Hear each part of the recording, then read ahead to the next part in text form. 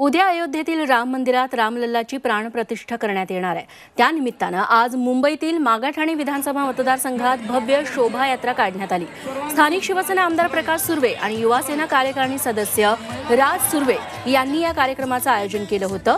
अयोध्येत साकारत असलेल्या श्रीराम मंदिराची प्रतिकृती हे या शोभायात्रेतलं प्रमुख आकर्षण होतं। या निमित्तानं विविध सांस्कृतिक कार्यक्रमांचंही आयोजन करण्यात आलं होतं।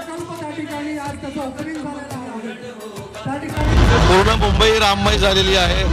महाराष्ट्र देश राममय झालेला आहे। एवढंच नाही तर गेले 3 दिवस मी मुख्यमंत्री महोदयांबरोबर परदेशामध्ये होतो।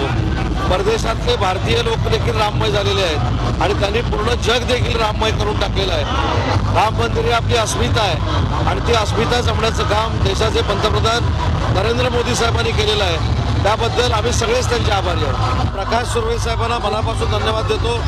त्यांच्या चिरंजीवांना राजला धन्यवाद देतो की मुंबईमध्ये अतिशय चांगल्या पद्धतीचा हा राम मंदिराच्या पार्श्वभूमीवर त्यांनी कार्यक्रम आयोजित केला।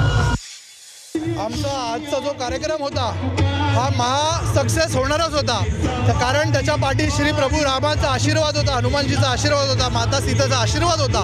आणि आज मागाठाणे मतदारसंघातील नागरिक सुद्धा मोठ्या संख्येने आज या कार्यक्रमासाठी रस्त्यावर उतरले होते आणि मनामध्ये एक श्रद्धेचा भावना ठेवून या ठिकाणी सगळे उतरले आहेत।